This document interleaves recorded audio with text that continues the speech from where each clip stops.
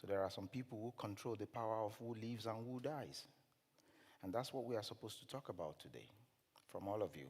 You all have your perspectives and your struggles, and you will share your insights with us and your experiences also in these fields, because you've all lived in Germany for a long time. Some of you are German citizens, some of you are European citizens. So all this happens in the same society, in England, in Italy, everywhere. Everywhere. Our colors are different. So without much further ado, I'll start with Sister Oloruntoyin. You are a justice advocate. I know you. You've been doing this for quite a while. And it's not been easy. The emotions, the psychosocial effects of this. Can you share your insight with us on this topic of racism, how it affects our life as people of colors? Thank you very much, Larry.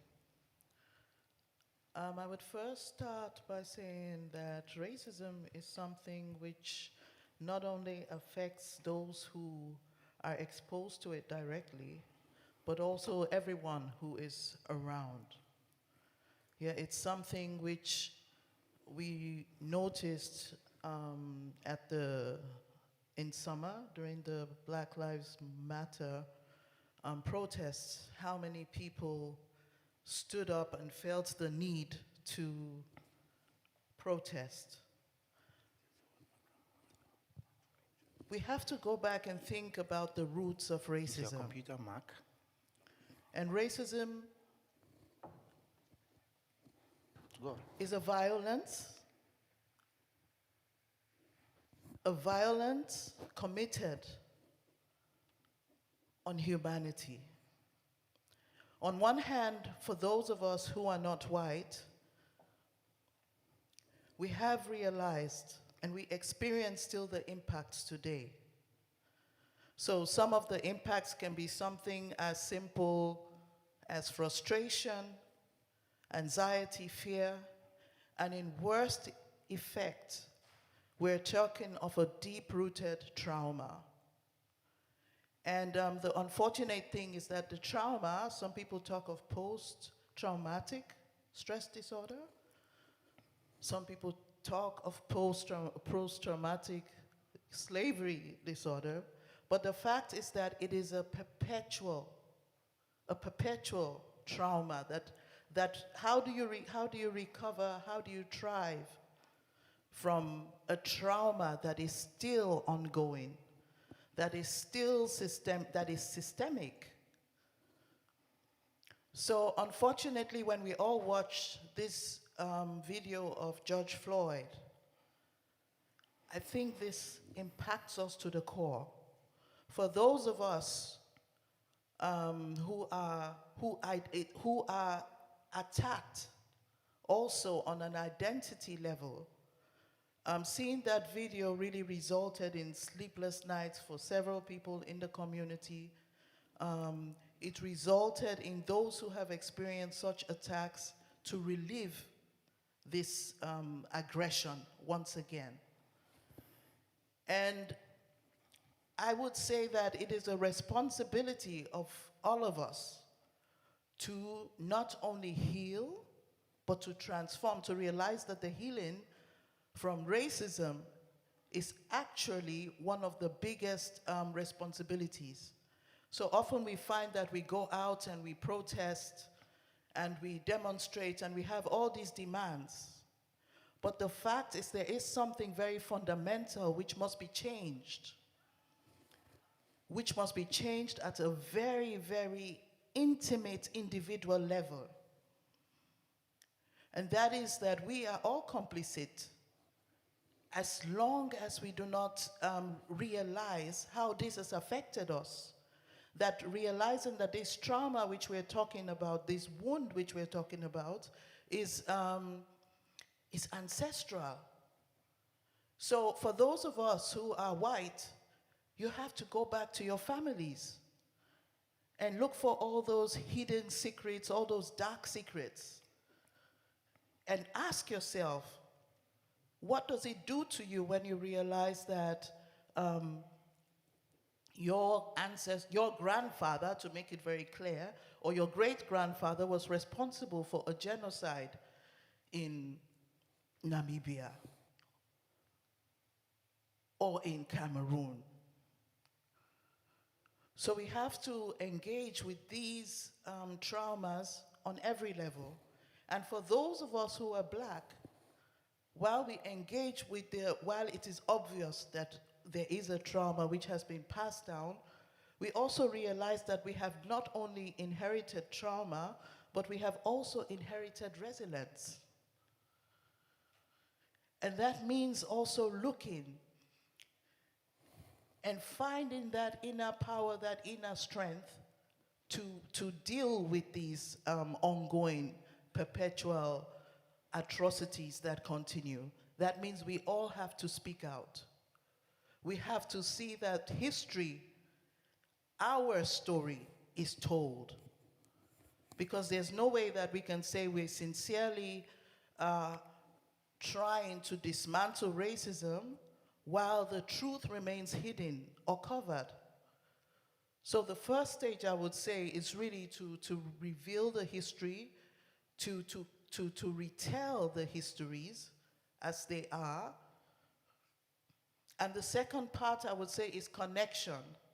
So the relationship between the West and descendants of Africa has been one of distrust, one of violence, and there is a need for authentic relationship building, which can only come when one truly listens and when one truly is willing to step down and realize that the ways of doing which have created such a destructive circumstance in the world today has to be, cannot be the solution. Okay. Save your thoughts. We'll talk later. Mohamed, you wrote the book, The White Spot. Why did you write this book, Mohamed? Oh my God, where should I begin? Thank you so much for your words. Begin from the first experience. I'm being paid to be a party pooper in Germany, so my job is actually to just spread, like, all the emancipatory discourses that we are talking about also here, to actually give white people the opportunity so they can read up, they can inform themselves. Also, because I'm a privileged author, hopefully in an entertaining way, because, it's like they usually is like, oh my God, again, we have to talk about colonialism. Like, okay, I can make it in an entertaining way because I'm paid for it, actually. So here, a book or someone else who can make a movie out of it or a series out of it. But at the same time, let me come back to the party pooper thing. You spoke about the Black Lives Matter protests. A lot of white people actually think it was like a summer of Black Lives Matter, which is also very interesting just to analyze that. For a lot of people, it was like a project or a thing of 3 months, which is not true. But after the lynching, the murder of George Floyd, I was in Berlin, in Alexanderplatz, and there were like 10,000 people, actually. A lot of them younger white kids from Fridays for Future, for example, protesting, and I was so happy actually to see so many, because 10,000 for Germany and for Berlin, that's a lot. But at the same time, it broke my heart because the second thought I had was like, where have you been after Hanau? When racism is far, far somewhere else, because in the US everything is crazy and it's like in a Hollywood movie, then racism is bad and you go and you protest it and you say Black Lives Matter and you put like something on Instagram or something. But when we are talking about Black Lives Matter here, Uri Jallo, you have it in the foyer, or when we talk about how refugees are treated here in Germany, or in Poland right now, or in yesterday someone just died in Sachsen, a refugee from Iraq, then a lot of people in Germany, they don't want to hear about it.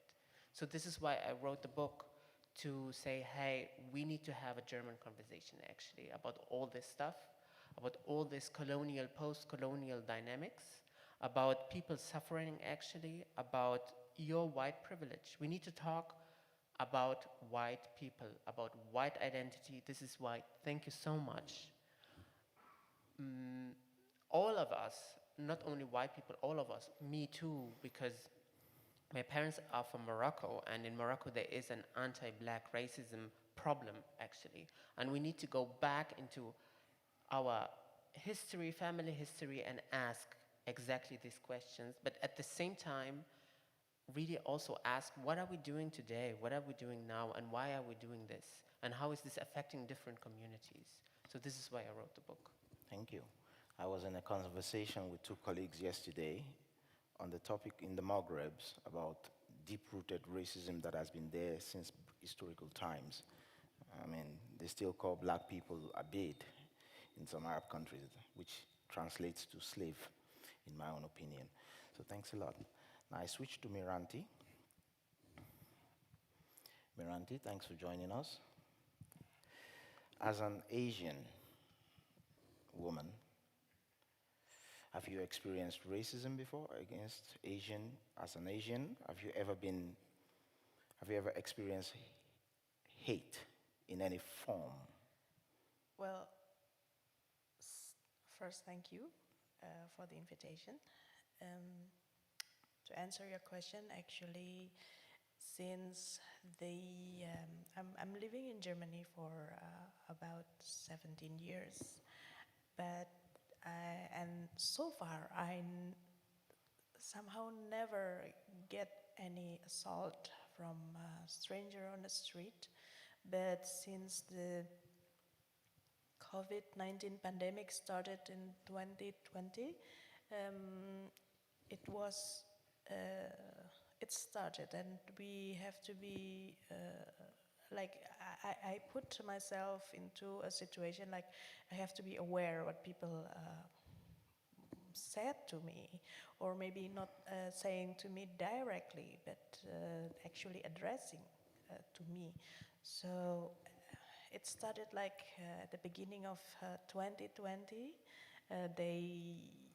I got, yes, people said something like, "Oh, here comes the virus," you know? And then I married a German, and he always encouraged me to not accepting that. When people say something to me, so that time I went to him, and then of course with the German, with Hochdeutsch, and I said, "Can you say one more again what you just said to me? I will record it and I will report to the police," you know. And then he ran away. But the thing is I believe that it's not only me who got this assault. I believe many Indonesian or Southeast Asian or Asian got something like this. But the thing is, if we see in the German media, you almost didn't see this problem because the Asians, so East Asians, Southeast Asian, very careful on being in public or going to the police, like reporting what is happened to them. It's also lack of language. Sometimes they didn't realize what is actually happening, you know, in public. So sometimes I saw a group of Germans said something to two girls, for example, on the street, but these two girls didn't understand what is going on, and I said, "Hey, be careful," you know, and I put them away. But I think a lot what is going on with these ethnic groups, other ethnic groups like the Japanese, the Koreanese and Southeast Asian, or even the Indonesian who lives in Germany, who doesn't understand what is actually going on because of the language limitation or language knowledge and the issues which is going on, because at the moment, that moment is every media is talking only about COVID, but not the impact. It's happening, yes, in America, but the media in the USA is very, very strong about the racism. But what is going on in Germany, you can see, you can research. It's a very, very small slot we got. This is also, it's also our difficulties as a media worker to get evidence that someone or people from Southeast Asia got an assault during the pandemic 19. We only get a very small evidence, and we put it into media. And the thing is, as well, since beginning 2020 and August 2021, every slot for the news are only how to tackle the pandemic problem. But I, as a media worker, of course, this issue is not something that we put away. This is all, we have to put also awareness for the people. The only alternative we are thinking about that our media, so I work for TV-One Indonesia, and TV-One Indonesia has now more platform, not only the news that we put on the program on the daily news and television, but we also have platform in the YouTube, like 1 minute story from around the world or from the non-journalists, but the journalists in our redaction in Jakarta or editors Jakarta will put it into a news product. And also we also have a web that we can put the story. But again, the awareness is still, very low at the moment. Okay, save your thoughts. We'll get back to you later. So Giulia, you've done extensive work. First of all, I will be fair with you because I can ask different questions to different people at the same time. What's your take on racism itself as a European? Well, I can't really talk about racism, I have never experienced racism myself, but through my work, I analyze the media narratives around migration, and especially in the last few years, I've been focusing on the media discourses on anti-Semitism and Islamophobia, and the Islamophobic incidents are very much related with the anti-migrants rhetoric. So I think, thinking about the current situation, I would like to link back to the pandemic. And in my work, we've been witnessing a lot of negative narratives around migrants and Muslims. So especially early in the early pandemic, Muslims and migrants were accused to be super spreaders, to be not respecting health rules. So we encounter a lot of fake news about mosques being open or weddings that were being celebrated by migrants. They were like singled out as the responsible of why the pandemic was spreading. And now we still have this conversation, we still have these narratives.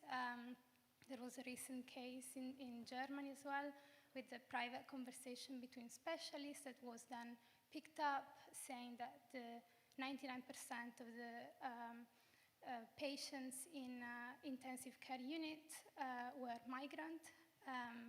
And this news was taken all across Europe and it was used to spread hate against migrants and Muslims, blaming them for the situation we are in. So, and we witnessed this across all the European countries. But in general, I feel the pandemic has also enhanced really dangerous conspiracy narratives around migrants. The Great Replacement conspiracy narratives is very spread online, and this idea that vaccines are being used to decimate the white population in Europe, and sometimes it's very specific, like in Greece, it's like, oh, it's to kill Christians.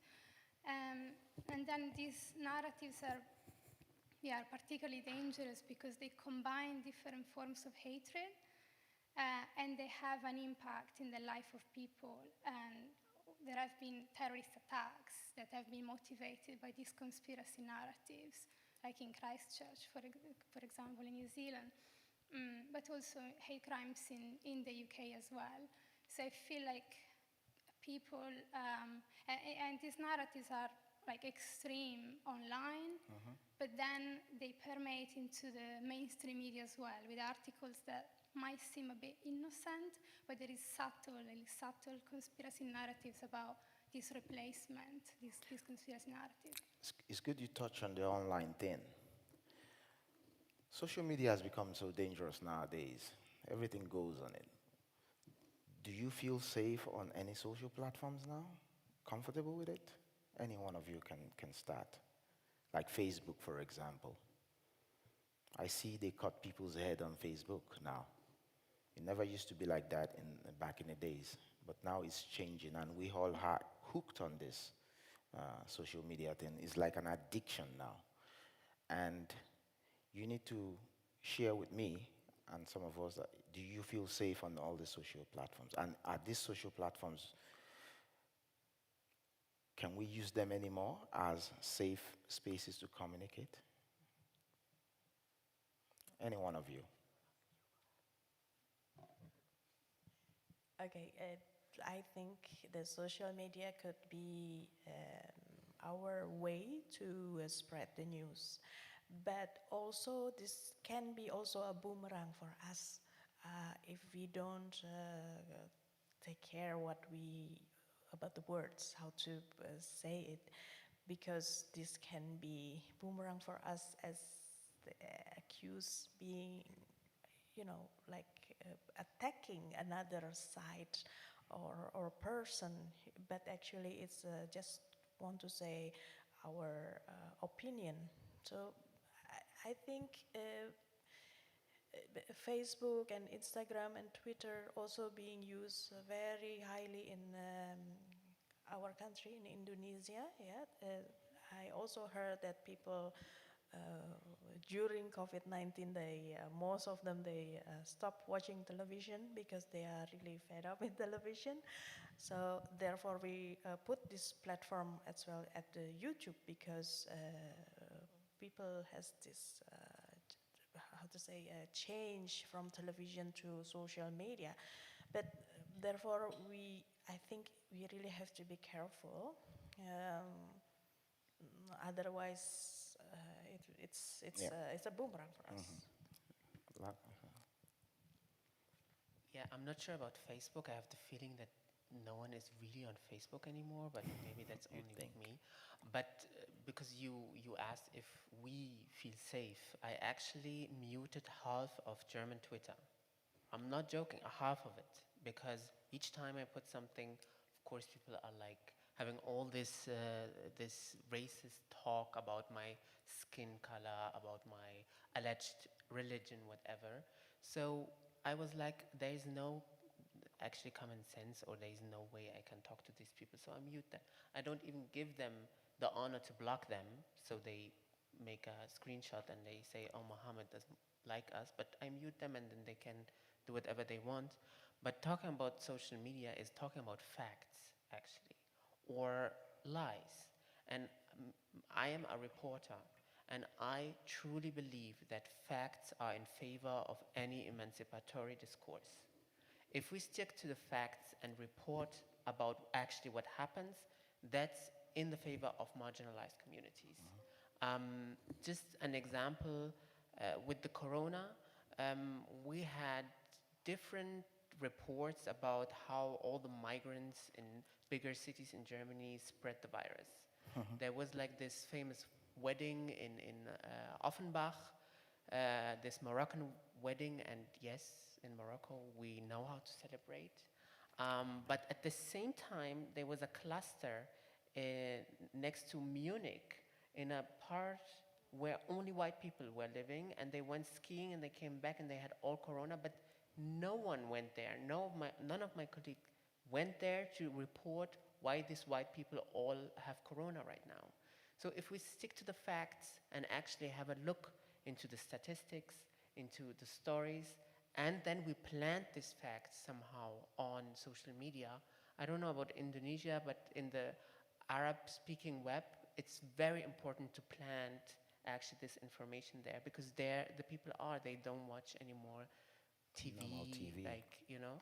So this is how we can trick actually Mark Zuckerberg and use his monster to spread like awareness. Sister Oloruntoyin, you have a take on the social media thing? Yeah, I think the social media actually mirrors the society that we live in.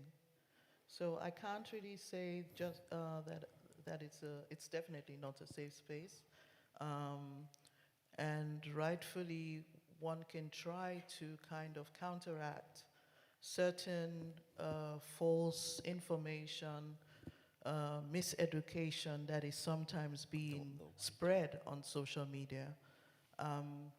But it also needs other forms of other platforms where people can meet and exchange in a healthy way. So it's just another tool, and it contains the advantages and disadvantages which we see in the society. For me, Giulia, I will get back to you and the statistics and Miranti also. I've heard it, I've seen images on so many because I'm engaged. But then, during this conference, when I posted the thing about the conference, then I started getting some kinds of 8 emojis, and then I was like, okay, block them or delete them or something. Then it became too much. Then I actually communicated with Facebook. Okay, in Germany there are some laws that regulate social media, but then Facebook got back to me that there's nothing they can do about it. Then what do I do? I was a little bit worried, but then a couple of my friends said, well, we got lefty securities too, they can give us protection during this event, so we see them around. So because for me, a tool that we use to disseminate hatred that burns like wildfire is so dangerous, you know. And I see a lot of hate crimes going on, chats, tweets. I follow you also, the cooking thing and everything. I see some of them. Yeah. So for me, at the moment, I am not safe on it. I don't feel comfortable on it, but I have to be on it sometimes to get my message out. To round up our talk before we move into the numbers, the statistics, I've been called many times to media houses to talk about racism, killings, and things like that. And I always say, this is for Sister Oloruntoyin, because you're always on the ground, and I'm always saying, why don't we use what was used in the past during the colonial struggle and so on by our black brothers then?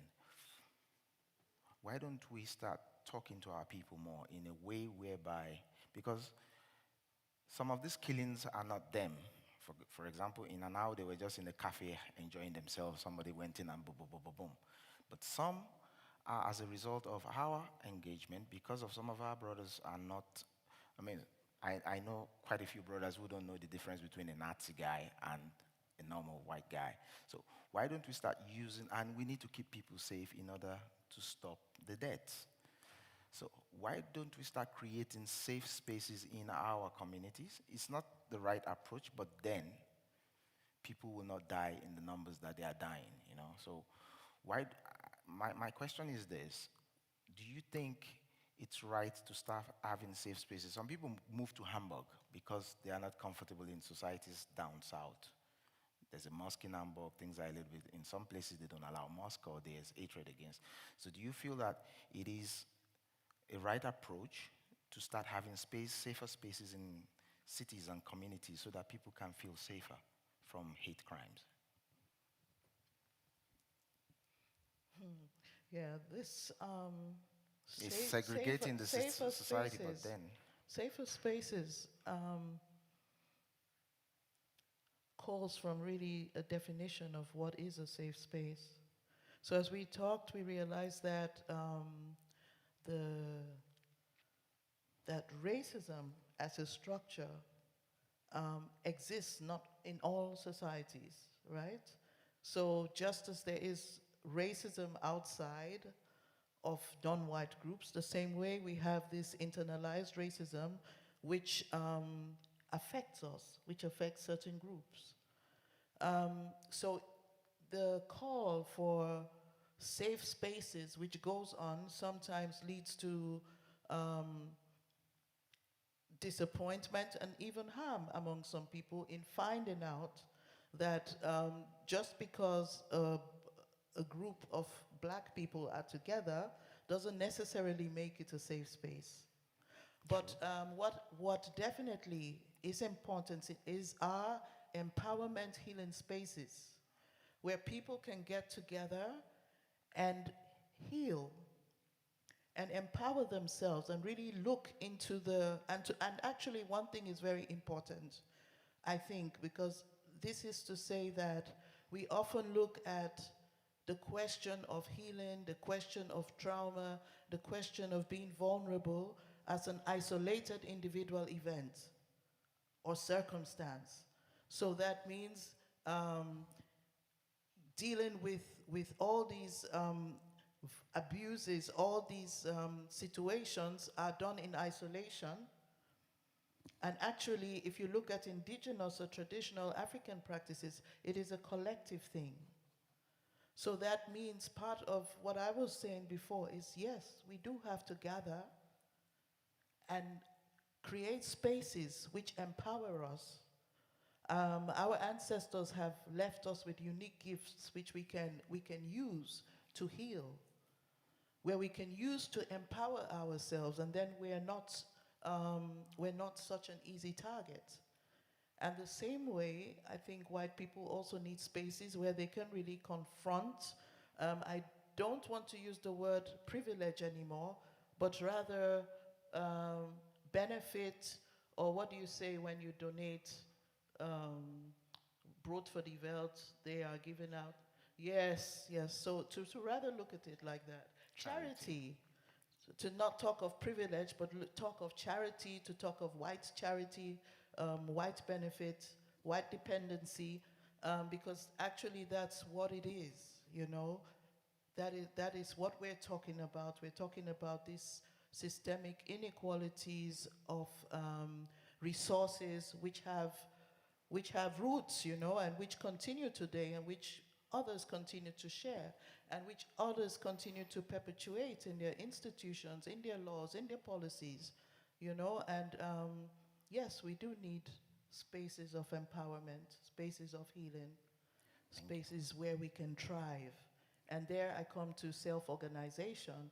That is, there is a narrative which goes on and on about a particular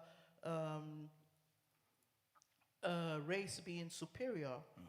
Yeah, the values, the norms that are constantly being centered. And I think it is important to also realize that actually it is not true. And when you look at it at that point, dismantling racism is actually a very easy thing which we can all do immediately, you know, by simply realizing that it is not true. There is no superiority. The superiority is maintained by violence, yeah?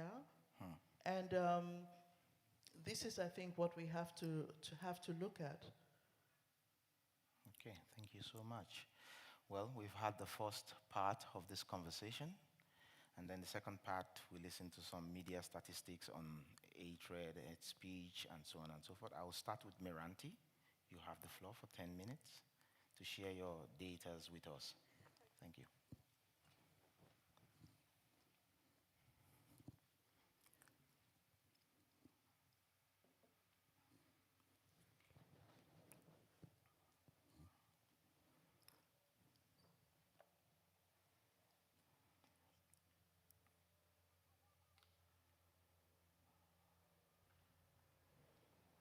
maybe less than 10 minutes.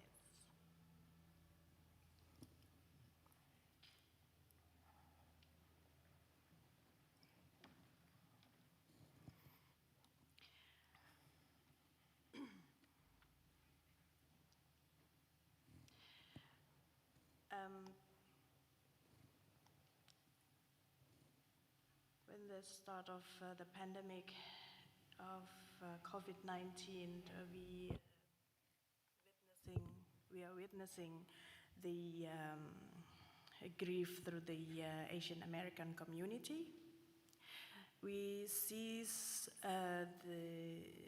this in most of the main media platform, not only on the television, but also in the radio, newspaper, website, everywhere. But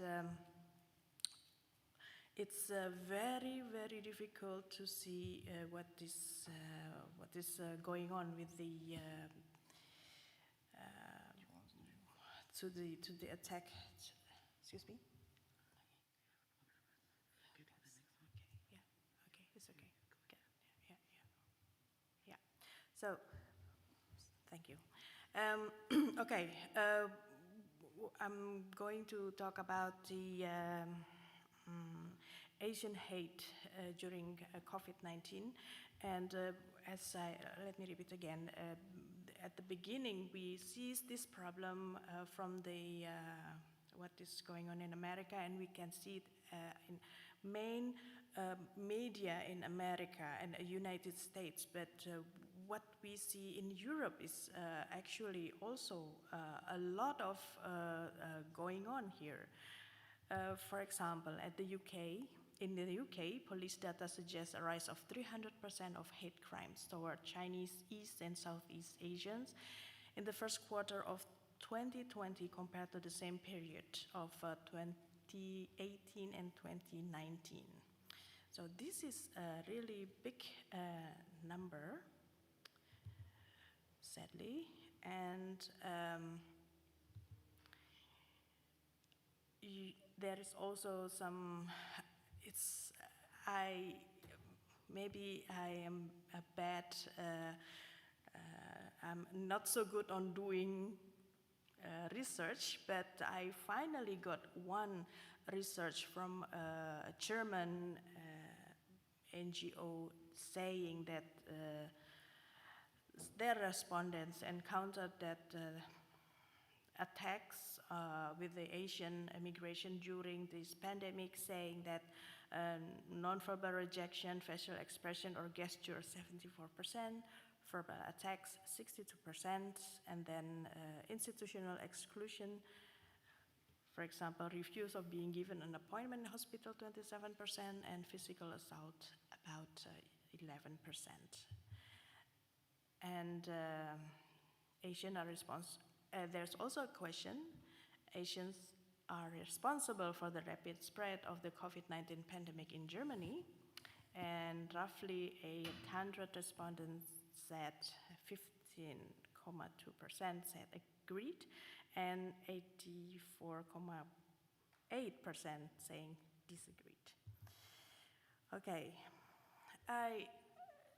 this is a bit frustrated because I couldn't get further data what is going on in Germany. But then I went through all these communities for Indonesian diaspora. Then as Larry asked me, how is the social media works actually, and whether we have to be, aware about that, yeah? These diaspora use this platform to discuss about what they experience, but most of them are close discussion. It's not for public, maybe just a WhatsApp group or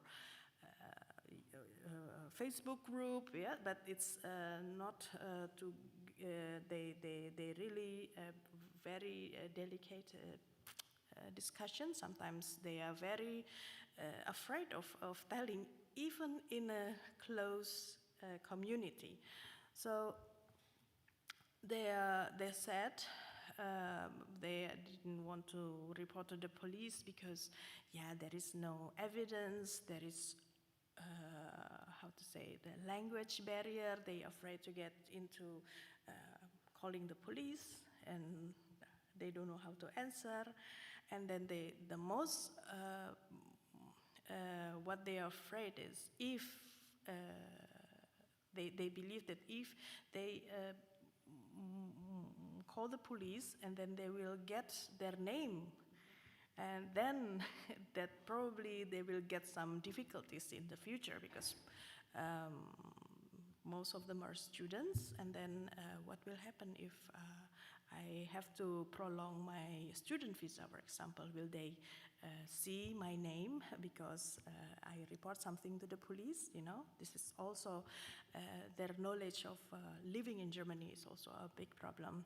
And second, they also didn't realize what is actually going on because, again, language limitation or ability. And they also somehow didn't understand the gesture of the preparator. So they think this is just they're just making jokes, but actually this is really not a joke. But to understand this, we also have to understand back again to the our culture, back to Southeast Asia, that when people doing something like a face or strange face, sometimes we accept it as a making joke or want to make friends, you know. So this gesture is unknown for us.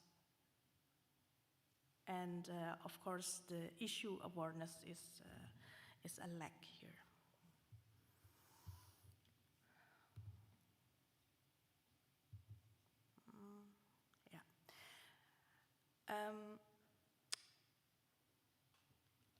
One thing that I realized that the German media start to talk about this, and it was when, maybe you remember, one of the, how to say, radio announcer at the, based in Bayern, Matthias Matuszek, attack BTS and saying that those music are virus. Maybe you remember about that.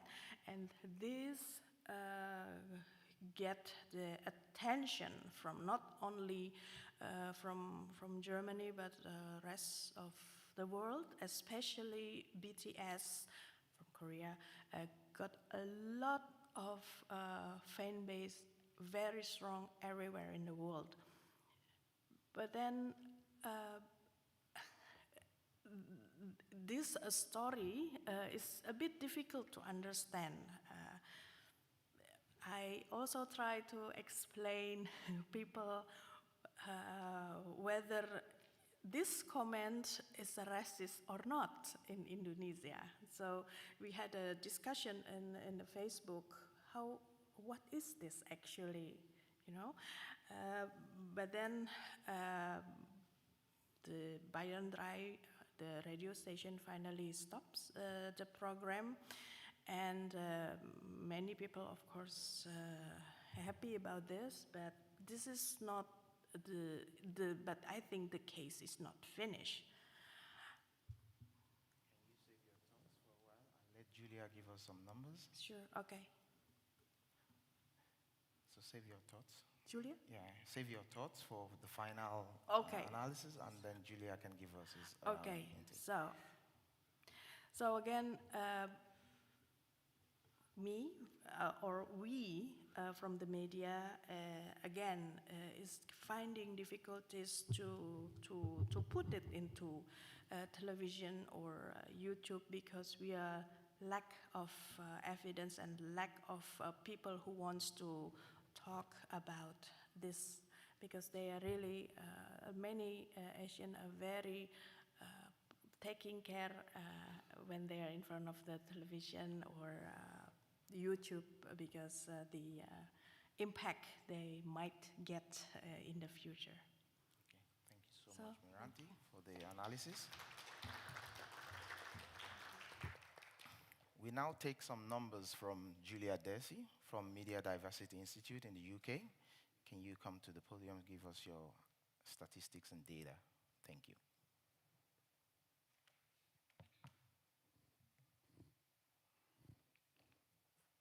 Thank you. So I'd like to introduce a project that I've been coordinating. It's called Get the Trolls Out, and it's run by the Media Diversity Institute, which is the organization I'm working for. And we are working in 7 European countries with 8 organizations.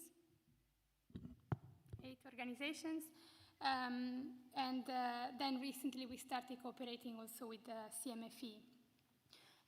We focus on Islamophobia and anti-Semitism as forms of racism and also as limitation to freedom of religion, and we are focusing especially on media. So we are monitoring traditional media, new media, and social media with the goal of reducing hate speech against religious minorities. I'm gonna go quickly, I'm gonna give an overview of our media monitoring results across Europe, and then explain what we do with these results. So one of the countries we work in is Hungary.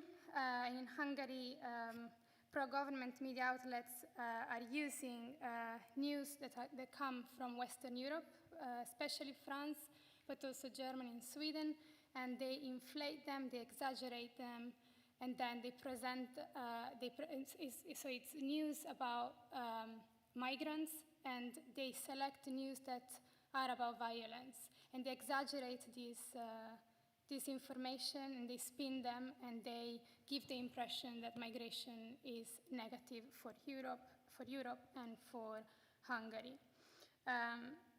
The goal is to promote the government's anti-Muslim and anti-migration agenda, and there was also a recent investigation by Radio Free Europe and Radio Liberty revealing the government interference in Hungary's public broadcaster NTVA. And so journalists were receiving specific instructions on how to report on migration. They were given quota, and they were told exactly how to write a story. So, for example, starting with the most brutal visuals, a migrant who stabs, kills, and then afterward you had to tell the story adding how many million migrants arrived in Europe, and there are millions more en route and knocking soon on Hungary's border.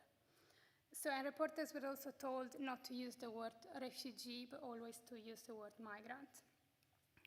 In Poland, we witnessed a similar situation with strong anti-migrant discourses, including the most extreme versions of the Great Replacement conspiracy ideology, and these narratives are hosted in public service media. So you can hear statements like, they are not refugees, they are illegal immigrants who are planted in Europe by international conspiracy organizations in order to dilute the identity of European nations. They are terrorists. So these remarks were aired on Polskie Radio 24, which is a public broadcaster, and these theories or these narratives are really intertwined with other hateful narratives against LGBTQ community. They are narratives against abortion, against euthanasia, anti-establishment. They are all put together to constitute this great replacement narrative. Then in Germany, in the UK, and also in the Flemish media in Belgium, we come across a lot of hateful content in the so-called alternative media or news blogs that belong to far-right groups. In the UK, so in Germany, something like Journalist and Watch, and in the UK, Political Light and Doorbrak in the Flanders. So they use very aggressive language, talking about invasion and cultural inferiority. Though, having said that, like tabloids in the UK, where I live, they are very aggressive. So you have a tabloid like the Daily Mail publishing kind of subtle great replacement narratives, and this news was actually coming from Germany about Mohamed being the most popular first name for boys born in Berlin. And this was picked by the Daily Mail to say, this is happening to Europe, this is bad.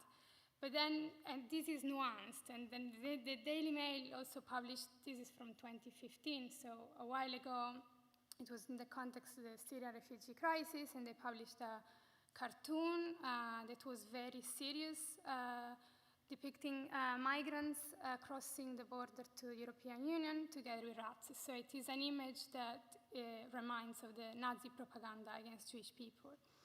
And about the UK as well, there are influential commentators like Katie Hopkins or David Icke and Tommy Robinson that more recently have been deplatformed from social media, from Facebook and Twitter mainly. So they saw their following decrease, but before that they were very popular on social media.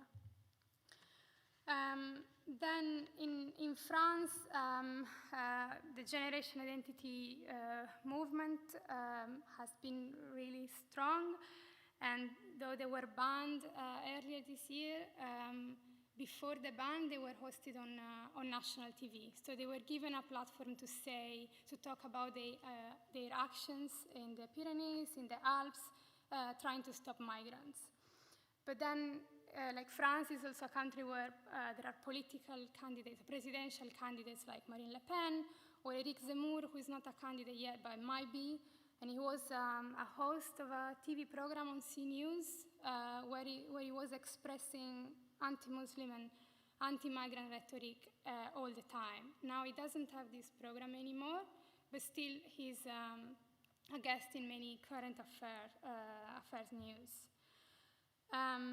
And in Belgium, we have it's a similar context than France, where the headscarf is very much present in the news, framed as a symbol of oppression, as a symbol of lack of neutrality. And the voices that we hear on Belgian media are the voices not of Muslim women wearing the headscarf, but of white women who are not Muslim, saying that this is a symbol of oppression.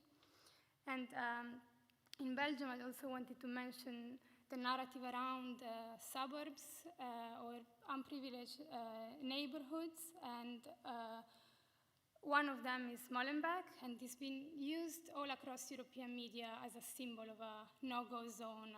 We don't want to end up like that. Finally, in Greece, it's like in Poland, like in other countries as well, these great replacement narratives are hosted on mainstream media, and we see them also flaring up every time there is an incident in refugee camps. So these are the main results. I mean, it's a very brief overview of what we come across in our work. And then, so what do we do with these results? So we try to raise awareness among young people. We produce social media content, so we heavily use social media to produce cartoons or just informative content on how to report hate speech on social media. We also prepare some educational material for workshops. So we have a guide to Islamophobic narratives and introduction to anti-Semitic tropes that are a series of videos explaining these narratives, and they are being used in workshops for high school students and journalist students. But also, every month we analyze and debunk these narratives, and more recently we started working with a fantastic group of community media that are producing audiovisual content, and some of you are here. And then last part, because we do a lot, maybe too much, but we also submit complaints to media outlet whenever we see that there is an article that is discriminatory. The photo they put here is from Belgium, from RTBF. They published an article on food banks, and to illustrate the article, they put a photo of two Muslim women with a headscarf on their phone. So our partner organization in Belgium contacted them, asked, why did you put that photo? It is not relevant, and then they removed it and replaced it. But with our social media content, or with our social media monitor result, we also try to engage in dialogue with IT companies, which is not always easy. It's always, we always have to put pressure, but some reports that we have published in the past were used, we know that they have been used by social media company to shape their policy. So we saw a crackdown on QAnon groups, for example, of a ban on Holocaust denial content, and we contributed a little to that. And finally, for those interested, we have resources on our website. There are resources for journalists, how to report on religion, what Islamophobia in the media is and look like, but also resources on how to respond to hate on Twitter, for example, or other platforms. So for those of you who are interested, I left here some links, and if you want to connect, please feel free. Thank you so much. Thank you so much. We are now at the final part of this conversation. Time is not a friend of ours, and I thank my guest. I open the floor now for questions, 1 or 2 or 3. To be fair, if you have any questions for the speakers, for the platform, you can go ahead and signify by raising your hand. No questions. Then I will ask my questions by force. No questions? We are all comfortable? Brother.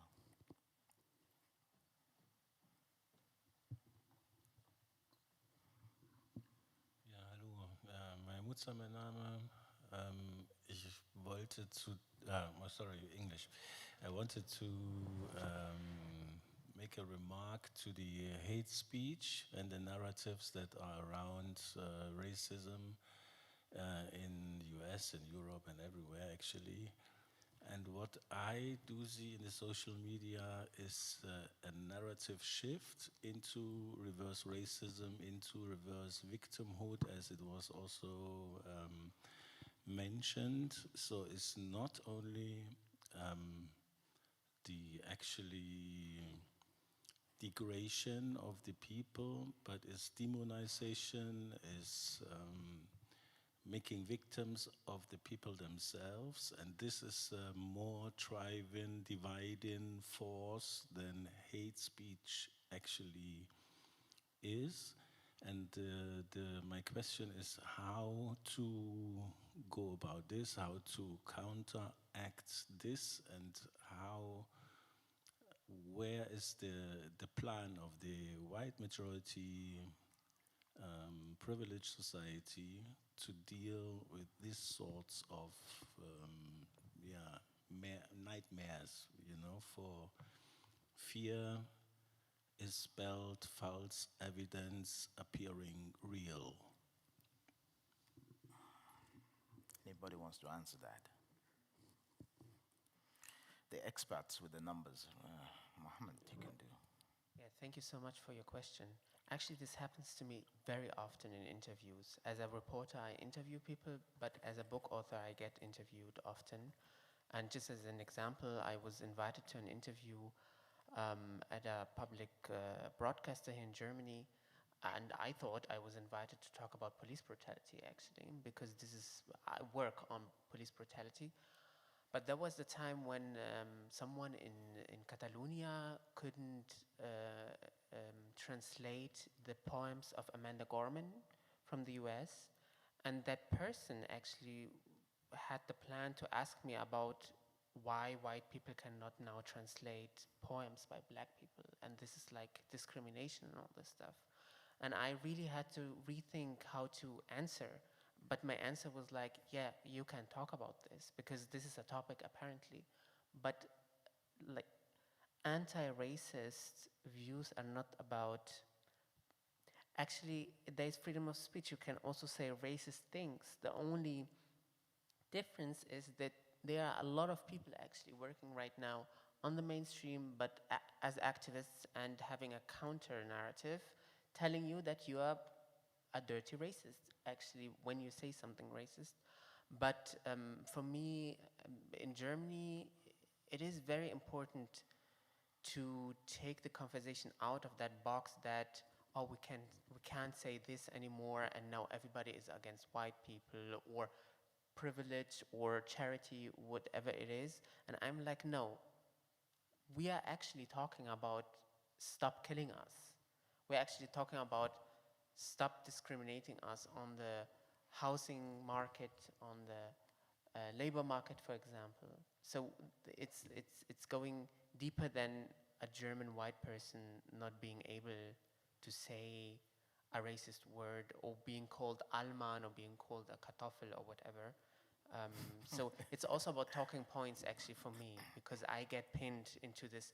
Now, so I heard someone on Facebook call me Kartoffel, and I was hurt. I'm like, yeah, sorry for your white tears, but the conversation, for me at least, is somewhere else. Thank you, Mohamed. Thank you so much, everybody. Sister Oloruntoyin, Mohamed Amjahid, Miranti Hirschmann, Giulia Dessi, for joining me on the Let's Get Critical. Thank you, ladies and gentlemen. The next talk is at 20 minutes. Thank you.